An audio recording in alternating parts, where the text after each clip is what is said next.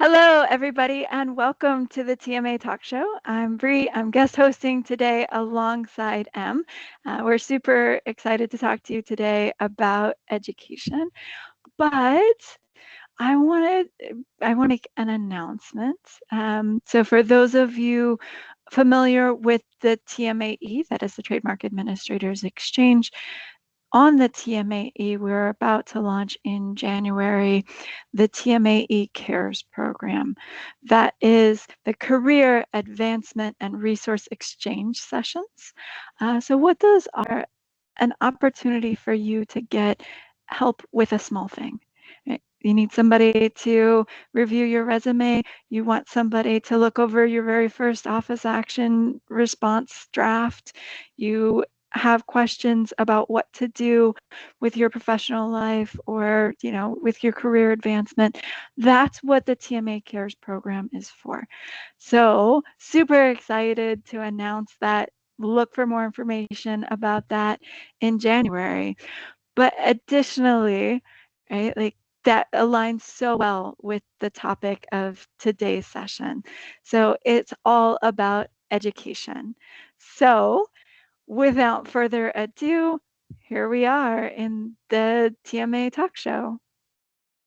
Welcome to the TMA Talk Show. The TMA Talk Show will take you into the heart of the TMA community, highlighting the trademark administrators as a force to be reckoned with within the intellectual property landscape.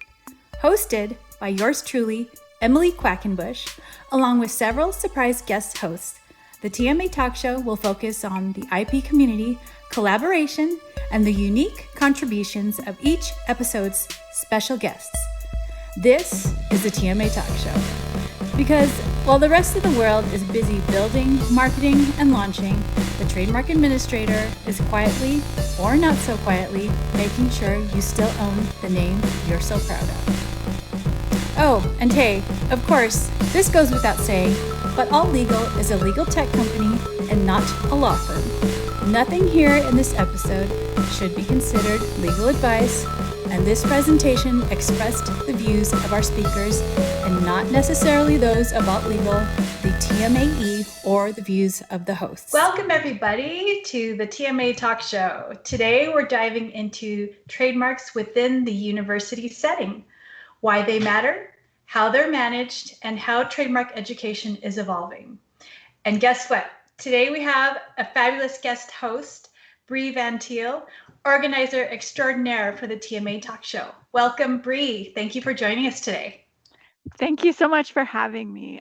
Today, we're going to be joined by two fantastic guests. First, Professor Michelle J. Miller from Chicago-Kent College of Law, Illinois Tech, and Tara Dressler from the University of Colorado. So to start out with, Professor Miller is the assistant clinical professor and founding director of the Kent IP Clinic at Chicago-Kent College of Law. That's a mouthful. One of the first U.S. law school clinics to combine intellectual property, entertainment, and entrepreneurship law. With nearly 2 decades of legal experience, she's represented entrepreneurs, entertainers, and public figures across the globe, helping them protect and grow their brands. Honored by the National Bar Association's Women's Lawyer Division for Exceptional Academia, Professor Miller is passionate about preparing the next generation of lawyers to thrive at the intersection of creativity, commerce, and compliance. Fabulous. And Tara Dressler serves as the Senior Director for Trademarks in the Office of University Counsel at the University of Colorado. Tara has been with the university since September 2007, where she has held the positions of Patent Administrator, IP Manager for the Technology Transfer Office, and now the Senior Director for Trademarks. Tara's legal experience has been focused on intellectual property, and she holds a Bachelor of Arts degree from Penn State University, as well as a Bachelor of Science degree in Paralegal Studies from the University of Maryland. Welcome, Tara. We're so happy that you both are here. And to get us started and to warm us up a little bit, we're going to get to know you both a little bit better. And we're going to start with some fun rapid fire questions for you both. And I think we'll start with you, Tara. So what is your favorite university trademark other than your own? So thank you, Emily. And as you mentioned, I do hold a degree from Penn State, so I am a proud alum. And so one of their trademarks that I love is the sideways blue and white lion head. So have to give a shout out to that. And of course, their cheer, which I'm not sure is officially trademarked, but the "we are," and then the other people answer Penn State. So those are two of my favorites. Awesome. Should we try that? Go ahead. Do it again. We are Penn State. Did we do it right? Okay. Well awesome. done. Perfect. Michelle, how about you? I would have to say, even though I'm here at Chicago Kent College of Law with this IP program, I would say my favorite is my alma mater, DePaul. Out of all the universities that I've attended, DePaul has a pretty robust trademark portfolio and also a pretty robust trademark protocol and policy that I think is really great. So I love seeing the protection and the policy coincide together. So I really like that about, my alma mater, DePaul Law. But okay, no mention of the Ohio State University's trademark, at least their trademark application. I don't know that it's been successful yet for the word the. Oh, I was Come going on to now. say that. You just had to go there, didn't you, Bree? Of course I did. It's trademark trivia. That's what I do. Anyway, Yeah. so One of the most okay, interesting ones, I would say that. definitely interesting. And All real right, quick, all right. actually, speaking of like mascots, and so the University of Santa Cruz, which is Jernez's alma mater, the banana slug. It's kind of cute, but anyway, Santa Cruz, California, banana slug. Go Slugs, I think it is. Sorry, just had to throw that out there. Love it. That's awesome. Okay, so next question. If your school mascot could file a trademark, what trademark would it apply for? So let's start with, of course, obviously, what is the mascot, and what would it be trying to trademark? Tara, you want to go first? Sure. I have a fun one because so as you may or may not know, the University of Colorado actually has 4 different campuses. Their flagship is CU Boulder, and their mascot is a live buffalo named Ralphie.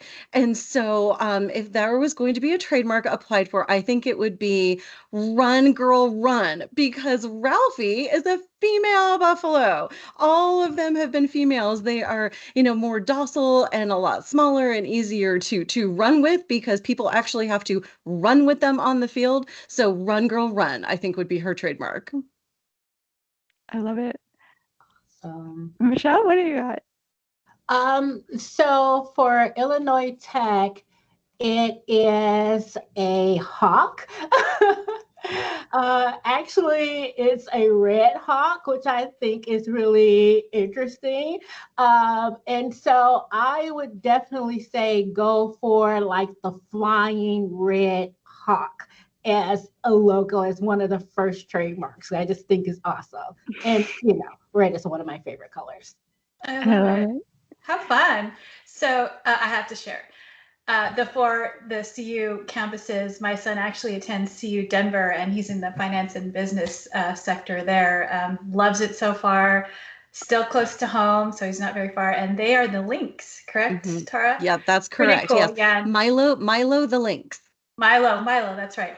And you'll see him walking around campus every once in a while, and I have. In fact, it's family day at CU Denver this Saturday. I'm not sure if my son wants me to attend, but we'll see. I'm sure I don't know. I'm sure you're like cool mom. Well, then I expect a picture of you and your son with Milo then. Okay. I will look for him. Yes, for sure. That's so funny. Nice. I have another question. What's one word students or faculty would use to describe you? Michelle, how about you? Passionate. I could definitely see that. Yeah. Yeah. It How would much be of that fun. do you have in the classroom? All the time. Okay. I was gonna say I've worked with you on a few things and like I see it, but I don't know. Like, Yeah, sometimes your all teaching the persona is time. different. Even when I'm talking to people and just talking about what I do in academia, people tell me immediately, that's like, okay, I don't have to listen to you too long to even know how passionate you are about what you do. So that absolutely would be what a lot of people would say. Yeah, and I think later in this episode, we're going to definitely validate all of that based on what we're going to talk about and what you've got with your university setting over there. I'm excited to get to that. So, Tara, how about you? So I interact mostly with staff members and faculty members, and I think that they would say happy. I'm going to do two words: happy and helpful, because I had to create my position at the university, and I had to start from scratch. So I had to go out and figure out who my people were and introduce myself, and not come off as I'm here to change things, but I am here to help you. So I think that's what came across, is that I am the person you go to for help, and I always tend to have a smile on my face. I agree. You are very happy all the time. For the years that I've known you, you're always very happy. Yeah, that's a great That's been thing. my experience It's too. lovely. Yeah. And what about a trademark that you think every student should know about? Tara, how about you? So I think this is interesting. Since we do have four campuses, but we're all under one university umbrella, I think the university did a really good job with their All for Colorado campaign, uniting the campuses under one umbrella and saying, we all stand together. We all have really different, unique identities on each of the campuses, but at the end of the day, we are all the University of Colorado. So I really liked the All for Colorado. And I think that students should know about that and embrace that as well. Is that a program or like what's the umbrella living under that? What does that look like? So they call them marketing campaigns, basically. Okay. So it is just the outreach campaign to students, to faculty, to staff, to the community, saying, here is who we are. Here's who the University of Colorado is. I love that. And I believe in that for sure. Yeah, I'm a little biased because my son attends, but hey, no, all for Colorado, most That's definitely. right. Yeah. How about you, Michelle? What I would say, and it was interesting listening to Tara because we're really in the same position. So I created the IP clinic that I run. Um, Illinois Tech is in the name, is more of a tech school, and Chicago Kent College of Law, a lot of what was done before was surrounded by patents. So I'm here championing the concept of what everyone calls soft IP, even though I say we work really hard. But say we work hard over here. But I am championing more knowledge and information about the importance of trademarks, copyrights, trade secrets within the context of law schools, within the context of universities, even among my peers who find themselves as faculty members. I do think that there's room for growth, right? So I would say more so than having the favorite. I'm probably starting to be the favorite person that's always talking about we can expand, we can grow, we can do more with our trademarks at this point. Amazing. Amazing. So I'm not a guest, but I feel like every time I have conversations with people outside of trademark world, I'm like, what's a cool thing about trademarks? I love to talk about genericide. They're like, did you know? Right? Did you know that escalator used to be a trademark? Right? And we'll talk about like, genericide and what it means and talk about the Velcro campaign and all of those cool things. I love, love, love talking to people about that. So yeah, absolutely. And I feel like Professor Miller, is that a thing that comes up in your clinic? Is that something that you all talk about? Is genericide and how to prevent it? Oh, yeah, we talk about some of these things, or part of the introduction is getting the students in the clinic to realize that this is something that existed and that some common terms that they may have used every day at one point were, protected brands that are no longer the case. And they're like, I didn't even know that that was something that was possible, right? So I think it's exciting because then I get to tell all of these interesting stories that I have or come across when it comes to things like that and the other things I do in the clinic. Absolutely. So, Professor Miller, I'd love for you to tell us about your law school clinic and its unique setup. So, you have this all-in-one program approach, and it integrates IP and entertainment and entrepreneurship and all of this into one program. So, tell us about how your clinic blends academia with real world practice. And can you tell us how you set that up and what types of cases you and your students handle? Okay, awesome. Great question. So, one of the first things I love about the clinic that I'm part of here at Chicago Kent College of Law is that we're all practicing attorneys. So, unlike a lot of the more traditional clinics that have a cap on the type of work that the students will have an opportunity to work on, or maybe a financial threshold with regards to who qualifies for a clinic client, we don't have that type of cap or limitation here at Chicago Kent. So all of the clients that I have worked with and I continue to work with are part of the clinic. Now, I must say this, when I was going through the process of consideration, we're looking for someone to start a new intellectual property clinic that focuses on all areas of intellectual property except for patents, because there was a great interest for that here at the law school. And I'm like, oh, this is great. And I thought everything would be laid out for me, and it was not. I absolutely created the entire program, the expectation, the things that we do. None of those things were laid out for me. And so I was given the opportunity to name the clinic, and we actually went through 2 reiterations of the name. So initially, I definitely said a lot of what I do falls in the area of entrepreneurship and entertainment. And because we're such a tech-heavy school, I said, well, I might be doing a little too much if I add entertainment. I'm probably pushing it a little bit to even say intellectual property and entrepreneurship. So when I first started, we were the intellectual property and entrepreneurship clinic, law clinic. However, our fall semester, I had so many different things that was in the entertainment industry, and that has become consistent with what I do with trademark law. I said, I'm just going to take this leap of faith and really name this clinic to align with what I do. Not knowing that we were doing something unique. It was, in fact, the students who were telling me. And having conversations with their friends at other schools and doing their other independent research. They're like, Professor Miller, we haven't seen any other clinic that connects intellectual property, entertainment, and entrepreneurship. So we feel very special, and we're bragging to our friends.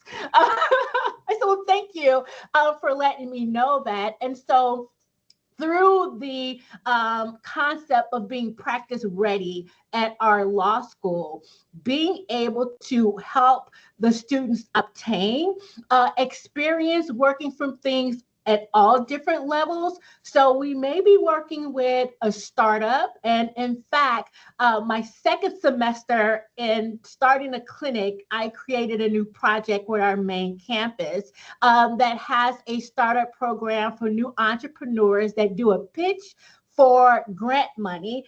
And they had someone that worked on the patent side to support that endeavor. And I was in my orientation. I hadn't even had my first day here as a professor. before I pitched this idea to the executive director of the program. I'm like, oh my goodness. But it worked out very well. So we're doing more with startups, but I believe the students really love that we work with a number of different people in the entertainment industry. So we're working with people on reality TV shows, voiceover actors with some of the most well-known award shows. We're dealing with R&B artists, executive producers.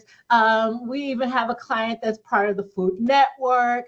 So we have so many different things that we're working on. Some of our clients deal with music, education, all the things. We're actually dealing with a major issue right now with a trademark issue with a television network and the actual creator of a reality TV show. And we're dealing with a trademark battle right now regarding this. So the clinical students love all the stories that I tell them.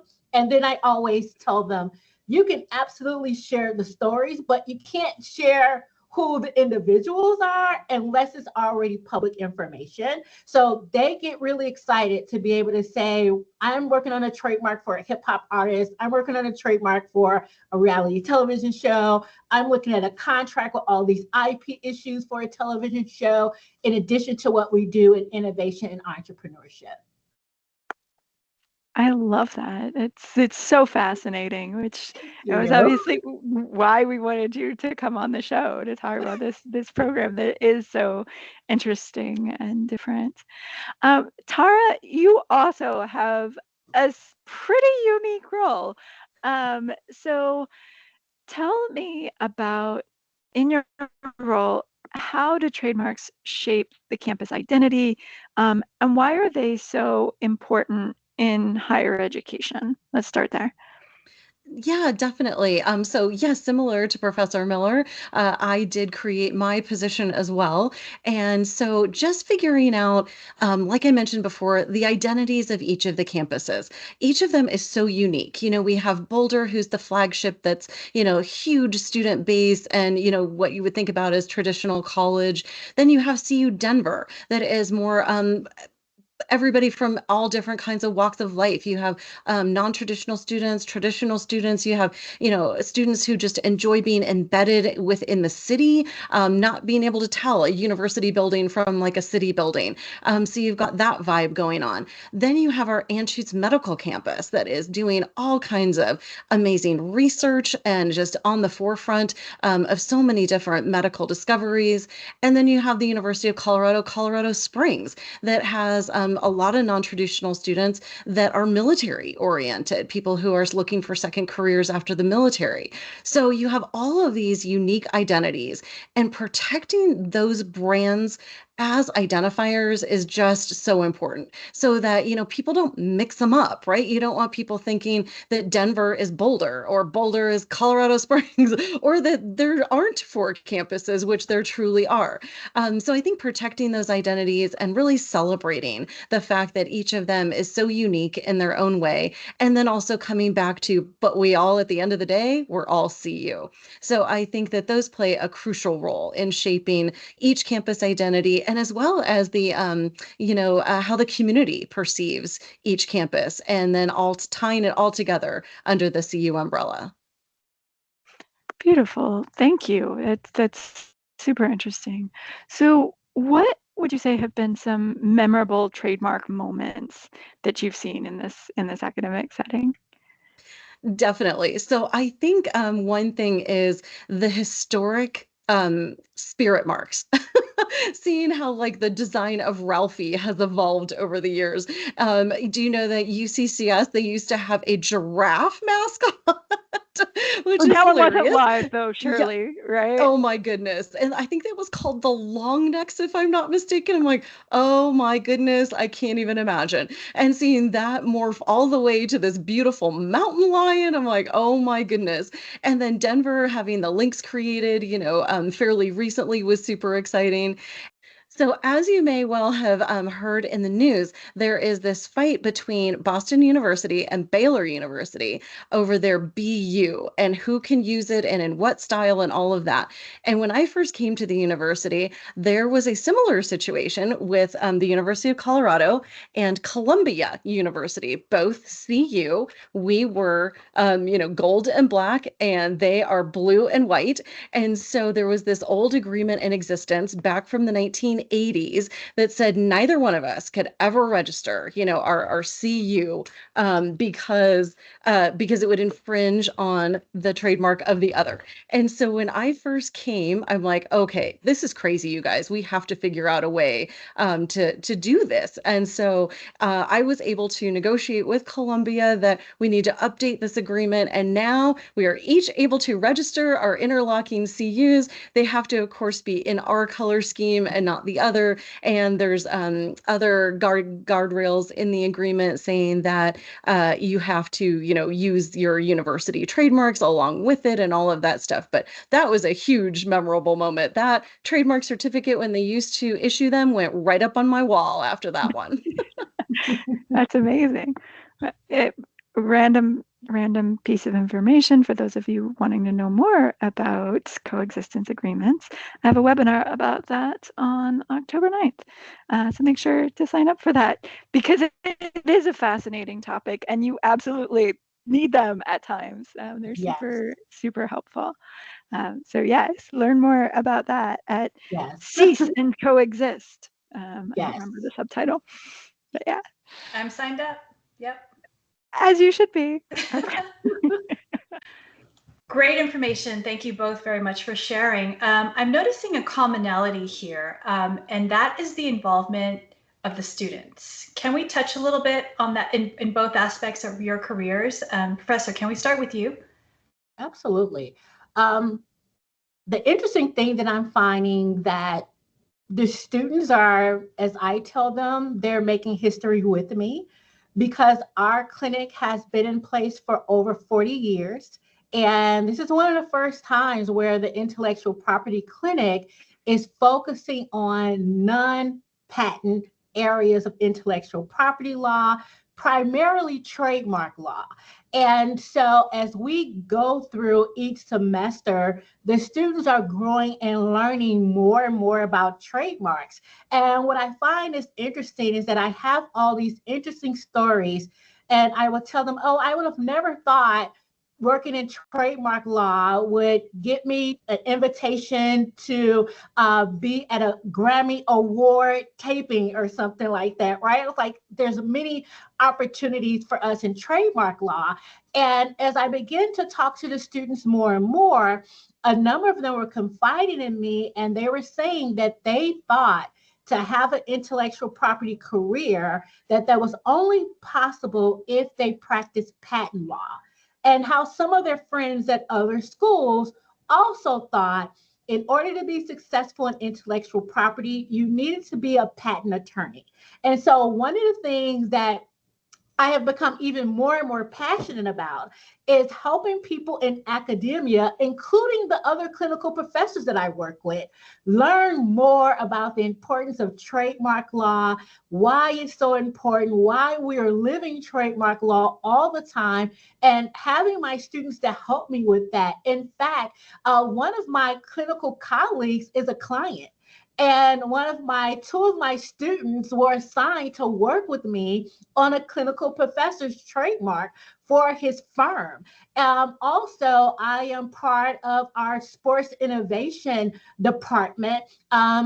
Part of that is because I was with Bree in New York talking about Neil, and that led to a lot of interesting conversations. And so I was asked to look at our Neil policy. And of course, I've brought my students into that. So now we're also looking at how we can change the narrative about intellectual property law and what the opportunities that are available to students by way of this clinic. And I would say that's one of the most exciting things for me in being able to found this clinic, is to provide an eye-opening opportunity for students about trademark law and the different industries that we touch on. And to see students start off in the clinic very nervous, telling me I'm interested in this, but I haven't received a lot of exciting support or news about trademark law, to come to the end of the clinic and they're saying, Professor Miller, I absolutely want to practice trademark law. I feel more confident about my opportunities in intellectual property, especially in the area of trademark law. And so I'm excited to be able to do that for our students, and not just our JD students, but also our LOM students as well. That is wonderful. And you get to be a part of their blossoming careers and, watch them grow and, fly, little bird, go out and practice trademark law now. That's amazing. Yes, absolutely. That's wonderful. Yeah. Tara, how about you?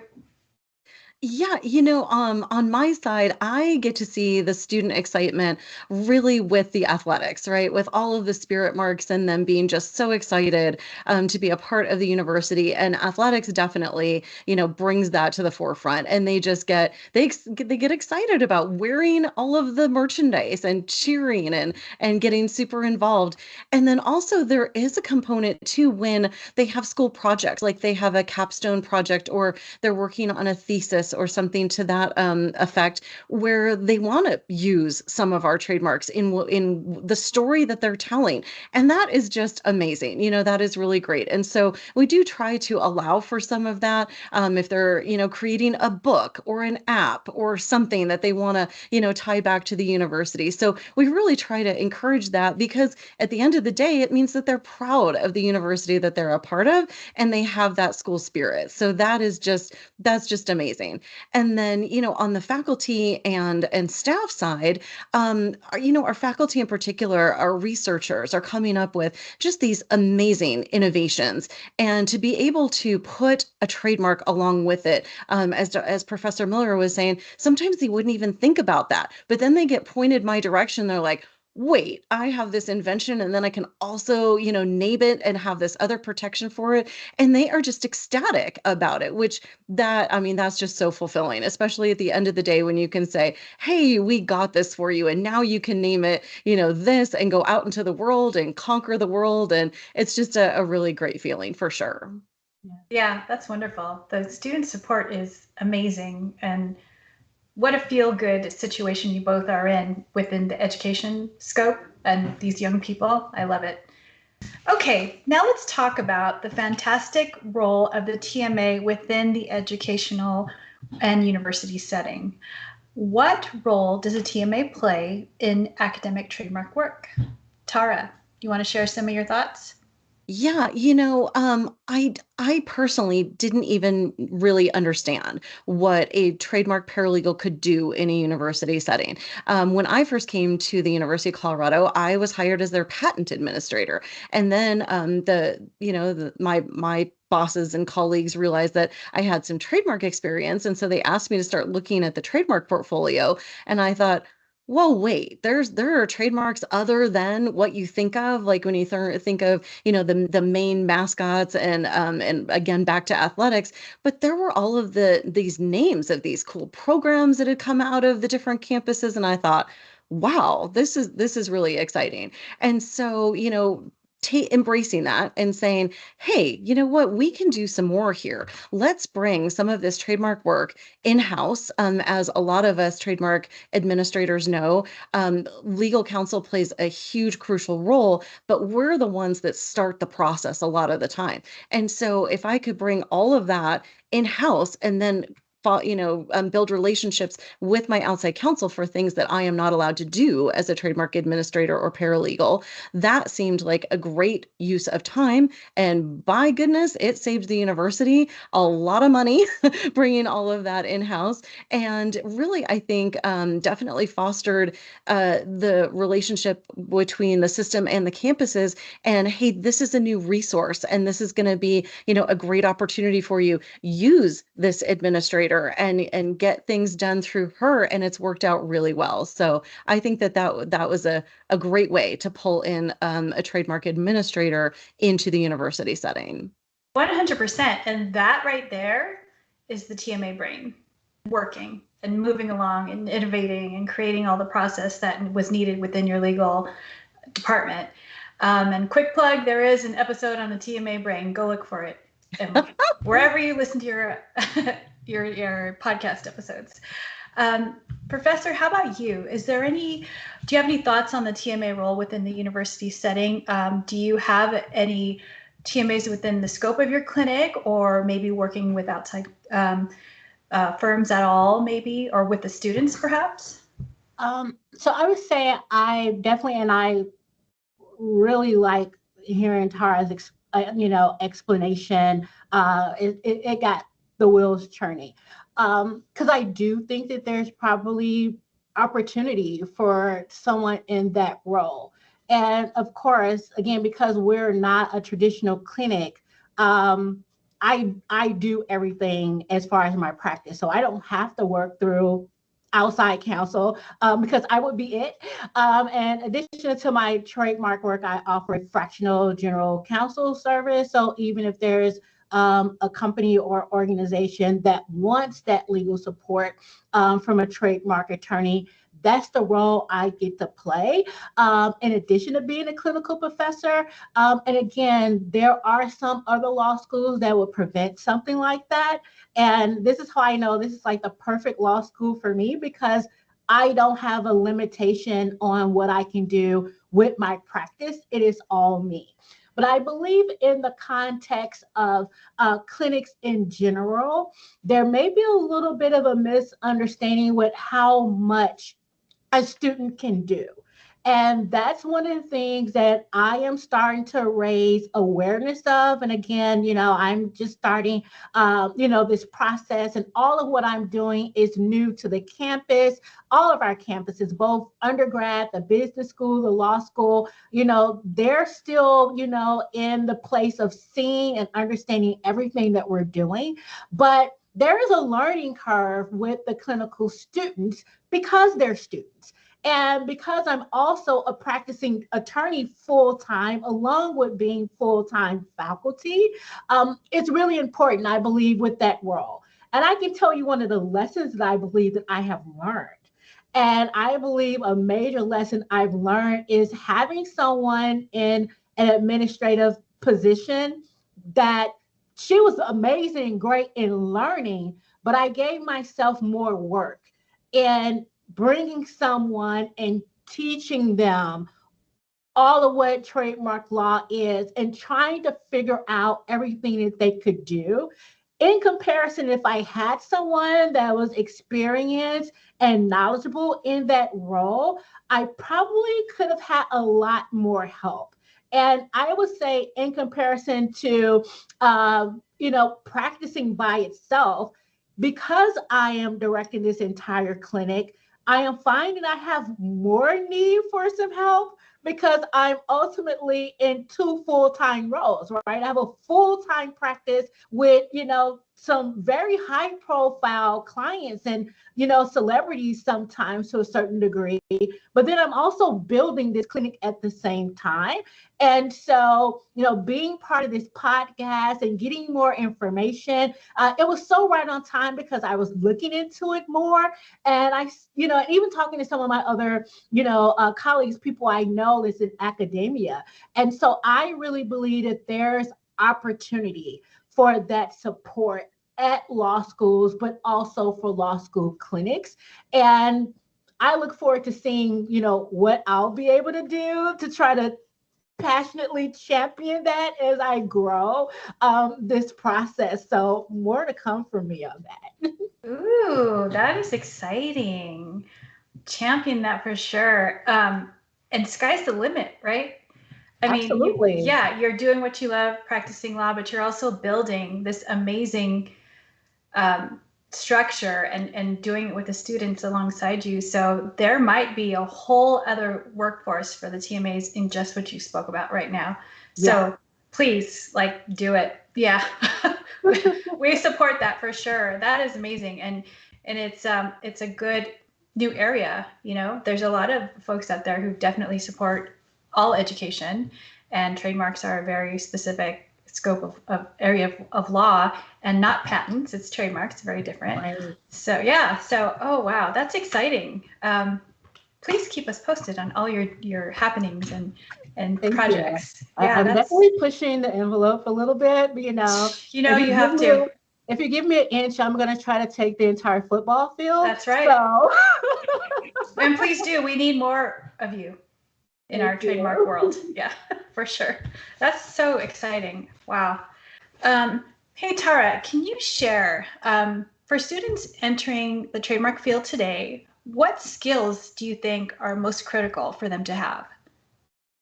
So I think with students, faculty, kind of across the board, it always starts with getting as much information about the project as you can at the beginning, because you might start down a road and think, oh yeah, I'm gonna do this thing, and I'm gonna do a federal trademark registration, and I'm gonna do a copyright application, and then you find out, oh, maybe this is actually more copyright. Maybe this is actually more of a common law trademark as opposed to, going down the road of federal registration. And you got to kind of work through all of that. So when students come to me with their, everybody's always so excited about, here's the name I want to do, like for an app, for example. Okay, so that's fantastic. But is the app going to be used outside of the university? Like, are you just creating it for maybe your little subgroup of students or the department that you work for? Maybe you're a student assistant and you want to create this app to help your professor do this component a little bit better. And you've got all of these great ideas, but it's going to be internal local use. So, that's not going to lend itself to a federal trademark registration. But that does not mean that you cannot do it and name it and put your little superscript TM next to it and indicate, those common law rights. And so, my role is like educating those students. Here are the different avenues that you can take. And maybe your project you thought fell into this one, but it might actually fall into this bucket. And just giving them the education and the information ahead of time. And I would say, from the student side, like I said, get as much information as possible at the beginning of the project. And of course, ask a lot of questions, because you find it together. Absolutely. And do they have to seek you out, or do you proactively go around campus, maybe perhaps giving a presentation to the appropriate, area of education or classes, if you will? Definitely. So a lot of times they do seek me out, but they know about me because I have done presentations to the branding groups, to the marketing groups, to, the different legal counsel, like on all of the different campuses. So I have presented a bunch at the campuses. And so when they hear about students and they're like, oh yeah, Tara is your person. You gotta go to her. So at least word of mouth has gotten around that I am the resource, and thank goodness they come to me for help.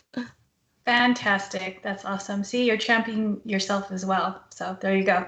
Yep.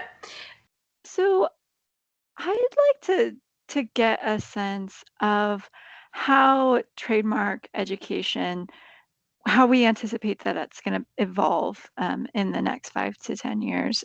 Professor, could you talk to us a little bit about your thoughts there? Oh, absolutely. So first, I would say my students are very much interested in the interplay between artificial intelligence and intellectual property. And we do a full segment on artificial intelligence, trademark, and copyright law. But also, we've had a number of things that have come up in the clinic with issues from clients related to artificial intelligence.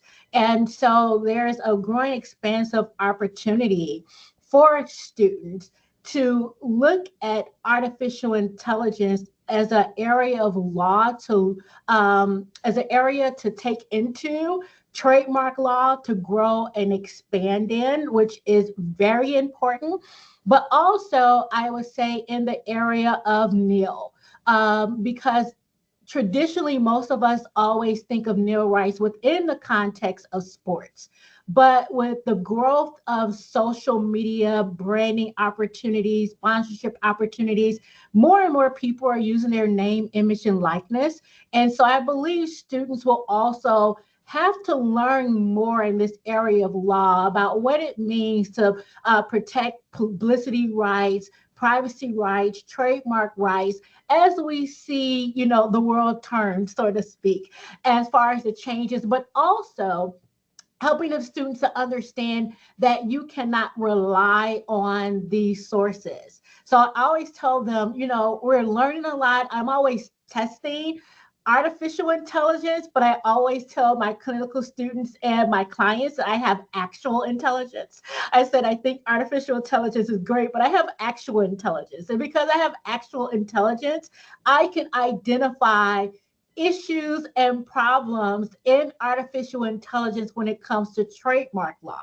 And so we're looking at these things, and I'm helping the students to understand as they learn how to use these different resources, virtual reality, augmented reality, artificial intelligence, being able to understand true artificial information that is expanding and growing, and the need to still have traditional education information so that if you're getting something online, you're not relying on something as if it's correct.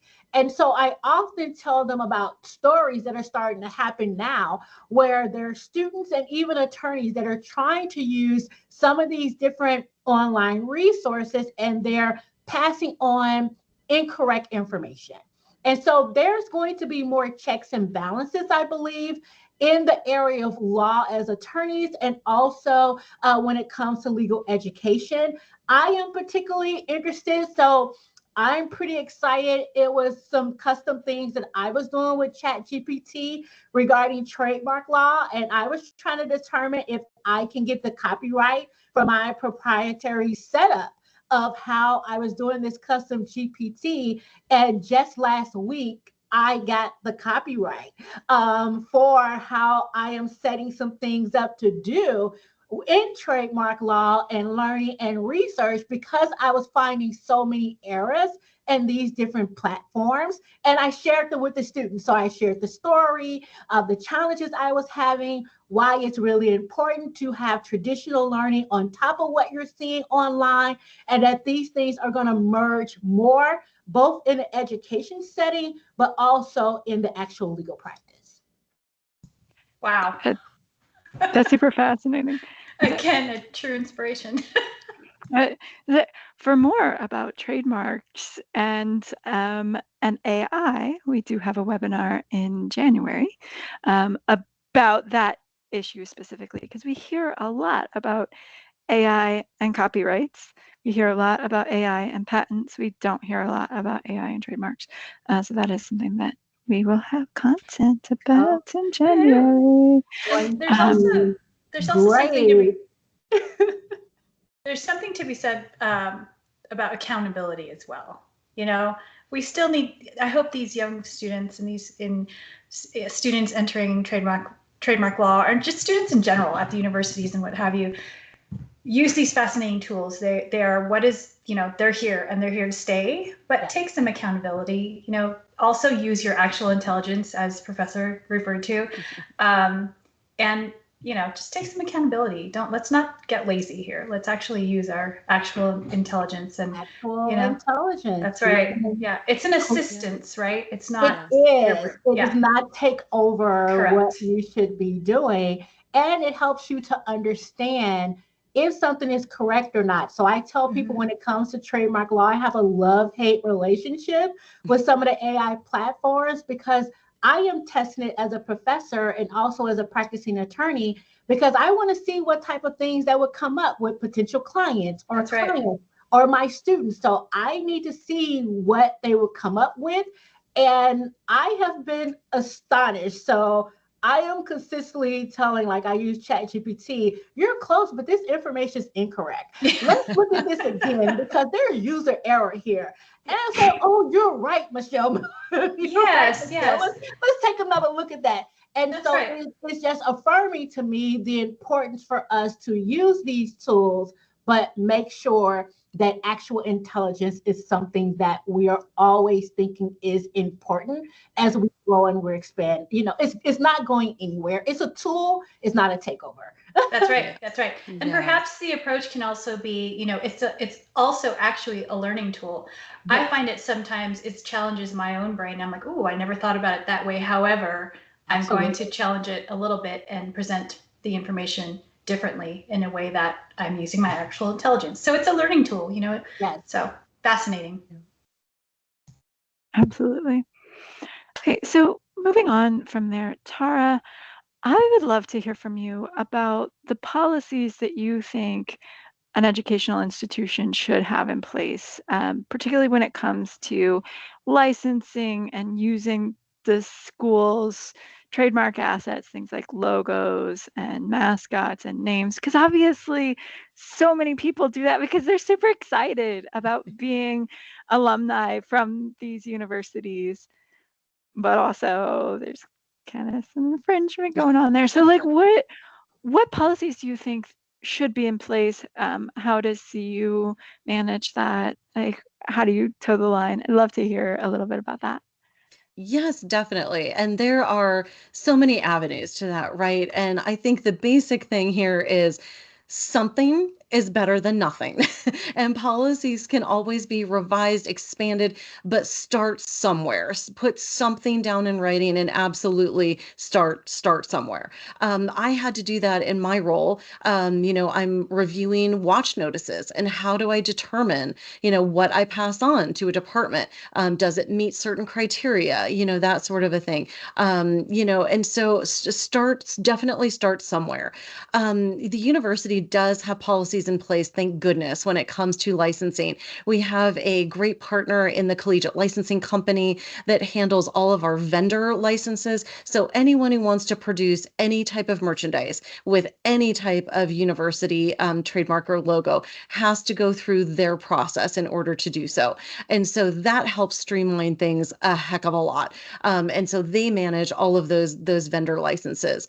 When it comes to services, it's a little bit different. If a vendor wants to do something that involves one of our trademarks that's a service to the public, then those typically come to me, so that I can help determine if this is a good partner, and what policies we do have in place, because the university can also not cross the line into endorsing services or goods, and so we have to balance that as well if we're going to give an outside company the right to use our mark, and what are they going to use it for? Are they going to be a good partner? And how does that fall within our policies?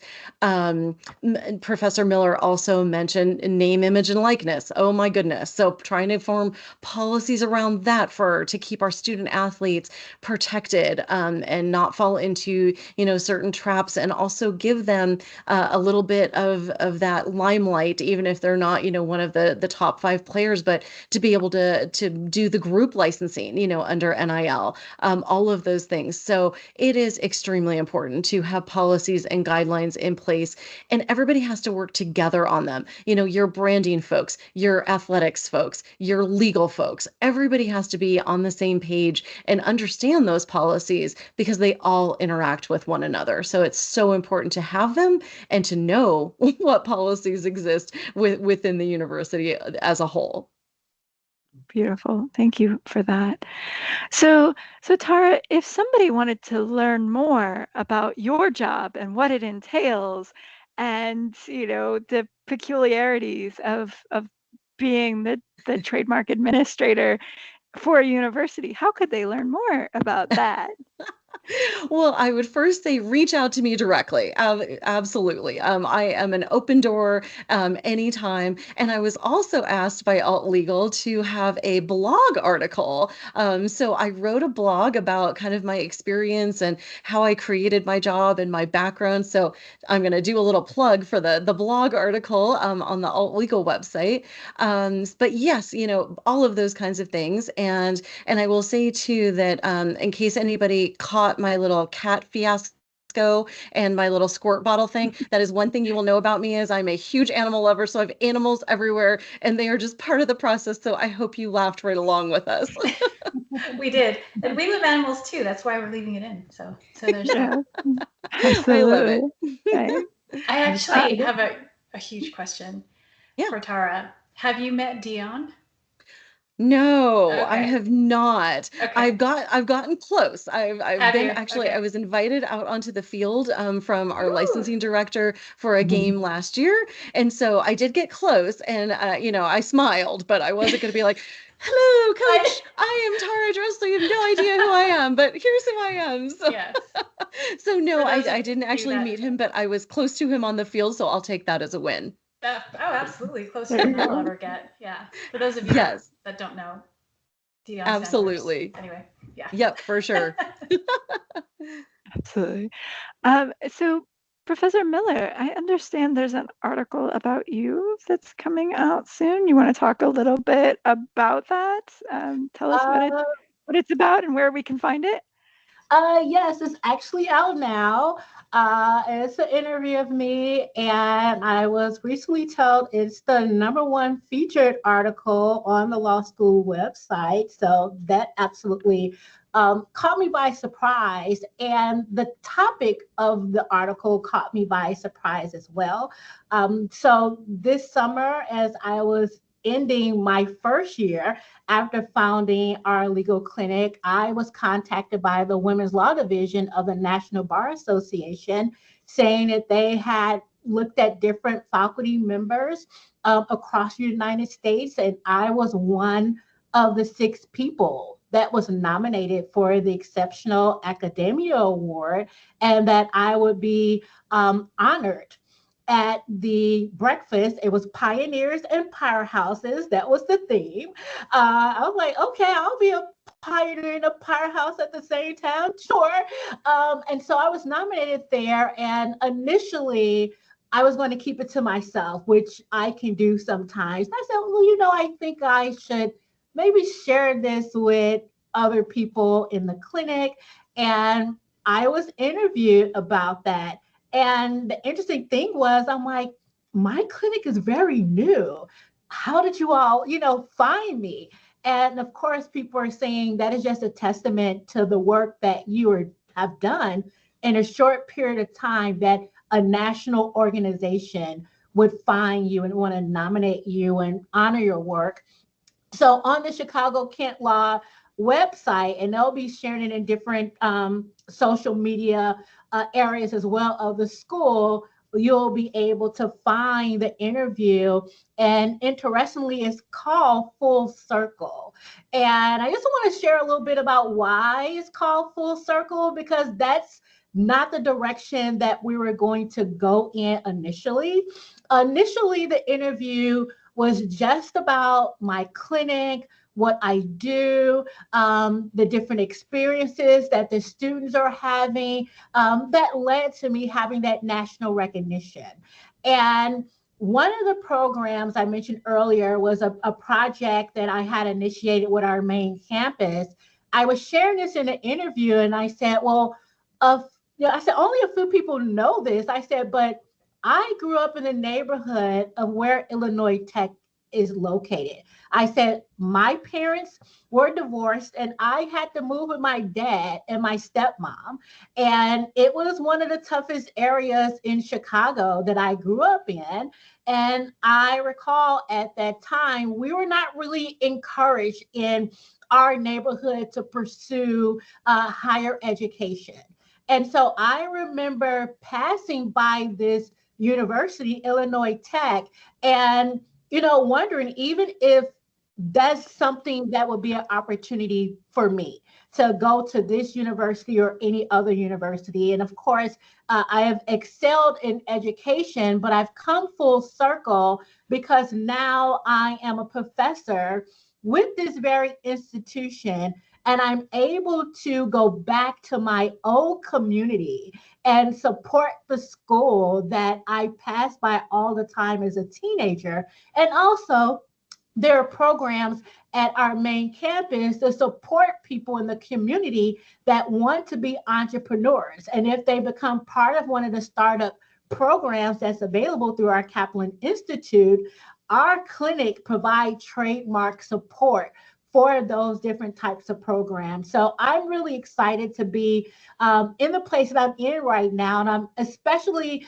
happy that I did not keep that news to myself, because now more people get to know about what I'm doing at the clinic, what the students think about it, and also a little history about my life and how I have come full circle as a teenager growing up in Chicago that's now a practicing attorney and professor in Chicago. Yeah, that's right. Full circle and supporting, and paying it forward, really, Yes. and that is amazing. Truly an inspiration. Thank you. And we will be sharing both of those articles in our show notes, so please take a look and read about these fascinating educators. Thank you to our wonderful guests, Tara and Professor Miller. We really appreciate having you on today, and we really enjoyed this wonderful conversation about trademarks in the university and educational setting. Please check our show notes for all the information that we talked about here. And we thank you for everything you're doing for our university and education in our nation. It's truly inspiring. Thank you for being here. Thank you for having us. Thank you both. Thank you for having us. Absolutely. All right. So I do want to real quickly move on to our adminspiration for this month. So nominated by Tara, we have the very famous Kara Fielder, normally one of the hosts of the TMA talk show. We all know Kara, but let's talk a little bit about why she was nominated and what we love about her. So Tara said specifically that ever since she met Kara, Kara's gone out of her way to include her in INTA events and encourage her to do more, to join committees, to be a panelist, to just generally get more involved with the TMA community and the TMAE specifically. So in general, I think we all feel this way too, that Kara is the ultimate TMA advocate. She's always trying to help. And, she wants TMAs to get more recognition, to advance their careers. And she is such a fabulous example of, what a TMA can be, should be. She is so fabulous. I think we all feel the same way about Kara. Tara, do you have anything to add? I know I totally just stole all of your words, but anything that I left out? That is a-okay. I feel like Kara is just infectious. You get around her and you get excited about what she's doing, about what TMAs are doing, and she literally just sucks you in, and I don't even think she knows it. Just because she is such a bright light that shines for TMAs, and it's really hard not to get excited about being one, about sharing more, about getting more involved. And so she truly is an inspiration. She is. Definitely agree. Thanks for being here today, everybody. Please join us in our next episode. In the spirit of fall and Halloween, we are getting spooky. Join us for All Frights Reserved. We're going to chat about scary anti-counterfeiting and trademark squatters within the IP world. Let's hear our guests, Francesca Witzberg and Tamara Ravenhold, talk about all of these scary things. No doubt that this will run chills down your spine. The TMA Talk Show is a production of Alt Legal and the Trademark Administrators Exchange. And before we go, a big thanks to our amazing team. Content producer, Tracy Cook. Chief editor, Jernez Owens. Editorial producer, Bree Van Thiel. Social media manager, Sam Hands. And original music by Sunny St. John. This was made by TMAs for TMAs. Until next time, stay inspired, stay curious, and always keep transforming your tomorrow.